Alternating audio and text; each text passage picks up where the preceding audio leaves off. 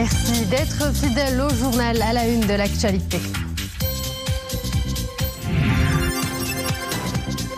Le peuple marocain a commémoré hier, 10e jour de Ramadan, l'anniversaire de la disparition du père de la nation, feu Sa Majesté le roi Mohammed V. À cette occasion, Sa Majesté le roi Mohammed VI Amir al-Mu'minin s'est recueilli hier sur la tombe de feu Sa Majesté le roi Mohammed V. Le football national dispose désormais de son propre musée. Il a été inauguré hier au siège de la Fédération royale marocaine de football à Marmora.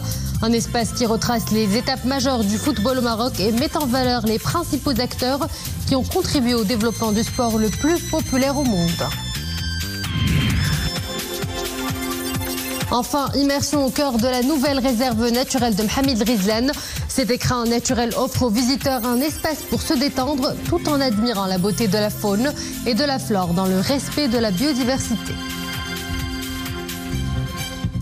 Bonjour à tous. Sa Majesté le roi Mohammed VI Amir al-Mu'minin accompagné de son Altesse royale le prince héritier Moulay Hassan, de son Altesse royale le prince Moulay Rachid, de son Altesse le prince Moulay Ahmed et de son Altesse le prince Moulay Ismail. Le souverain s'est recueilli hier jeudi sur la tombe de feu Sa Majesté le roi Mohammed V à l'occasion de la commémoration de l'anniversaire de la disparition du père de la nation. Que Dieu l'entoure de son infinie miséricorde. Une commémoration qui coïncide avec le 10e jour du mois sacré de Ramadan.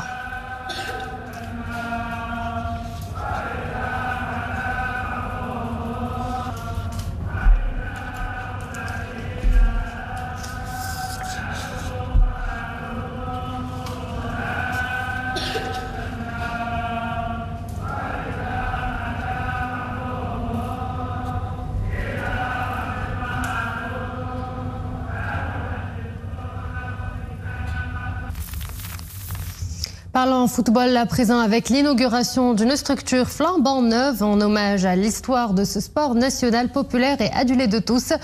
Il s'agit du musée du football marocain, le premier du genre. Il a été inauguré hier au siège de la Fédération royale marocaine de football à Marmora par le chef du gouvernement Aziz Akhnouch. Une constellation de stars du football national et autres acteurs sportifs ont pris part à cet événement. Le musée de football est une belle consécration de l'héritage historique, civilisationnel et sportif du Royaume du Maroc.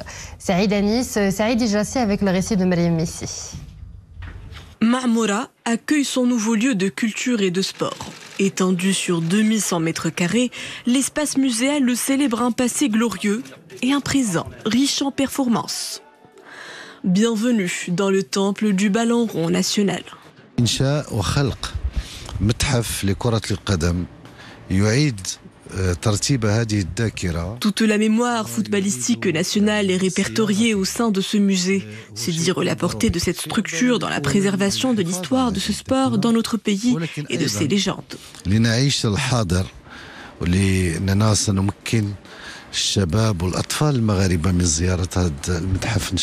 C'est une fierté aujourd'hui d'ouvrir ce beau musée et de l'offrir aux Marocains, de l'offrir aux visiteurs et de voir que c'est un des rares musées qui est aussi beau sur le foot et qui rend hommage à cette chose qui unit à la fois le monde et les Marocains.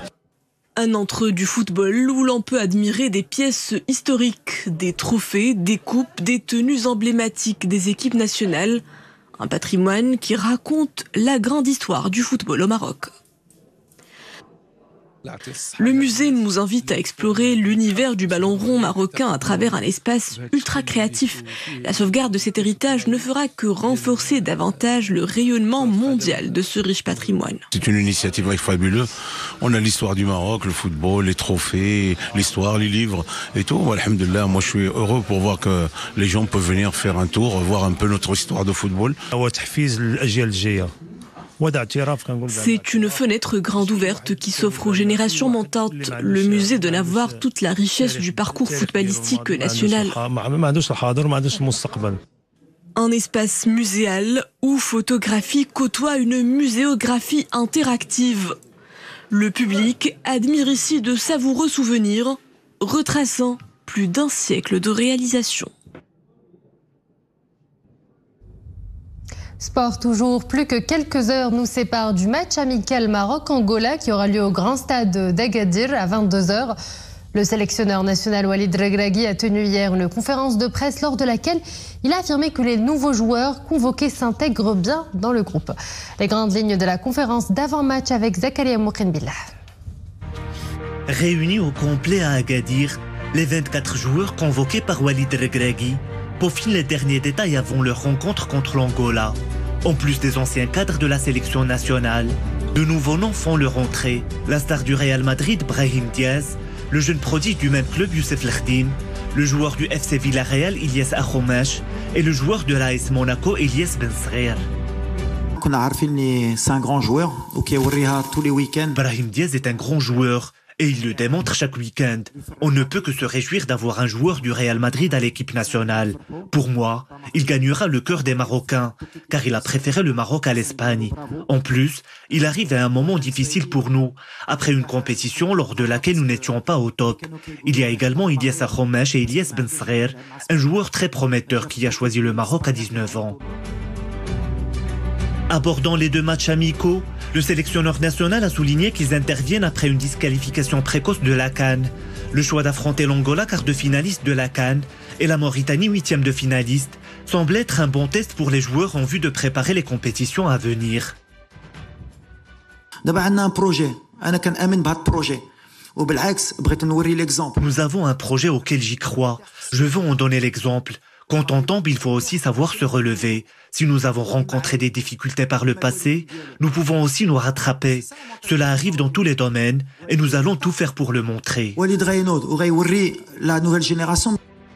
Le match amical contre l'Angola se jouera à guichet fermé ce soir à 22h à Agadir. Il sera suivi par un deuxième contre la Mauritanie 4 jours plus tard. Des étapes préparatoires de la CAN 2025 et des qualifications du Mondial 2026. L'actualité internationale dominée toujours par les hostilités armées dans la bande de Gaza. Les affrontements se poursuivent notamment dans et autour de l'hôpital Al-Shifa.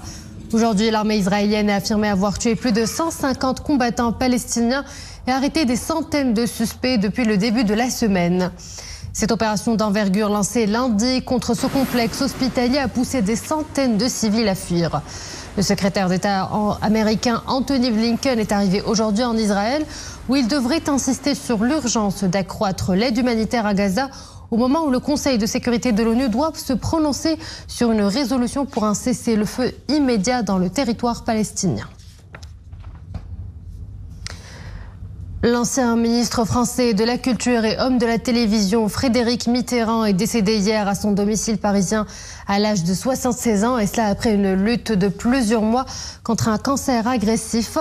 Neveu de l'ancien président français François Mitterrand, Frédéric Mitterrand est né le 21 août à Paris 1947. Il s'est fait un nom grâce à la télévision. Il anime à partir de 1981 sa première émission Étoile Étoile. Grand cinéphile, il passe aussi derrière la caméra et réalise notamment Lettres d'amour en Somalie et l'opéra Madame Butterfly. Aux États-Unis, plus précisément au Minnesota, une montgolfière a provoqué un incendie en s'écrasant dans des fils électriques. Une rafale de vent a poussé l'aérostat jusqu'à une ligne électrique qu'il a heurté avant de s'écraser près d'une autoroute. Les 4 passagers ont fort heureusement survécu au crash. Ils n'ont été que légèrement blessés. Le feu a été rapidement éteint par les pompiers. Plus de peur que de mal. Retour chez nous, prenant la direction de Fès pour plonger dans l'ambiance ramadanesque qui règne au cœur des maisons à l'heure du iftar. Nous nous sommes intéressés à l'art de la table fassi qui est issu d'une longue tradition de la gastronomie et de raffinement. Vont de pair. Si jadis les tables fassi n'étaient garnies que de douceurs traditionnelles et de l'incontournable harira, aujourd'hui avec l'évolution des habitudes alimentaires, d'autres plats dans l'air du temps s'y invitent. Vous allez le voir, le repas du ftour est teinté de modernité sans perdre une once de son authenticité. C'est un reportage de Anwar Romari et de Maria Oued. Dans cette famille traditionnelle fassi, tout le monde, petits et grands, s'attelle au dernier ajustement de la table ramadanesque. Sur la nappe brodée en terz, une harmonie de couleurs et de saveurs vous immerge au cœur des mœurs et coutumes de celle que l'on surnomme la perle du monde arabe. riche de son rayonnement culinaire, millénaire, les délices locaux, parfait alliage du sucré et du salé, côtoient les mignardises antiques, coulées d'amandes, de miel et de sésame. Un art de vivre tout en subtilité, qui perdure comme un héritage sacré que l'on se transmet de génération en génération. Lorsque j'étais jeune, la table du Ramadan était un mélange subtil entre les traditions héritées de nos ancêtres et les impératifs liés au repas de l'iftar. Il devait toujours y avoir l'indétrônable harira, la shbakiya, le grioche et les dattes, sans oublier les fruits secs. Maintenant, les choses ont un peu changé et nos tables sont un peu plus fournies en mets salés. L'art de la table fassi est connu de tous et il nous faut être à la hauteur de notre réputation. Nous avons grandi avec ces traditions que nous inculquons à nos enfants afin que cet héritage sacré ne se perde jamais. Un moment de convivialité, de retrouvailles presque obligatoire pour la famille, toujours très à cheval sur les règles de bienséance. Ce rituel familial fait partie de nos racines. Il est impératif de se retrouver tous ensemble durant ce moment sacré. Véritable art de la table codifié, le Ramadan fassi est l'allégorie parfaite du raffinement, du goût et du respect des aïeux, comme un hymne à la vie et aux traditions. La dernière escale du journal sera au beau milieu d'un écrin naturel en ce début de printemps. À Mohamed El-Ghizlane, où l'offre écotouristique se renforce avec l'inauguration d'une nouvelle réserve naturelle. Un sanctuaire grandeur nature où des animaux tels que la gazelle, l'autruche et l'antilope vivent paisiblement dans leur milieu naturel. Voilà une belle invitation pour aller observer la faune et la flore au plus près dans le respect de la biodiversité. Mohamed Rachid, Hayat Fkhri, le récit est signé Maria Aoued. Au cœur de cette réserve naturelle de plus de 15 hectares, les animaux sont libres. Des oiseaux tels que des perdrix rares, des bouquetins et des gazelles peuplent abondamment cet espace préservé. Victime du braconnage, la réintroduction des antilopes est essentielle pour sauvegarder cette espèce en voie d'extinction.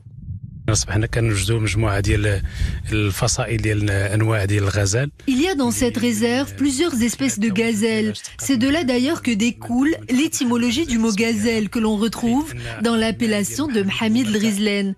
Ce qu'il y a d'exceptionnel ici, c'est que nous pouvons observer également beaucoup d'oiseaux migrateurs dont certains proviennent du Moyen-Orient.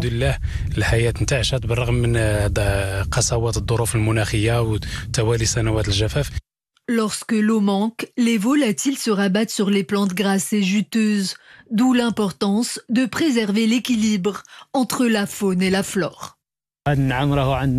Les oiseaux migrateurs aiment faire une halte ici et se reposer avant de reprendre leur envol. Les autruches, quant à elles, sont chouchoutées, protégées par les soigneurs. Elles coulent de beaux jours dans cette réserve, car elles aiment le climat sec et chaud. Dans cette région riche de ces paysages contrastés, la nouvelle réserve naturelle de Mohamed El-Ghizlane attire de plus en plus de touristes, des voyageurs éco-responsables à la recherche d'une expérience inoubliable. Et voilà, nous arrivons à la fin de cette édition. Merci à vous de l'avoir suivi. Excellente idée programme sur Al-Oula.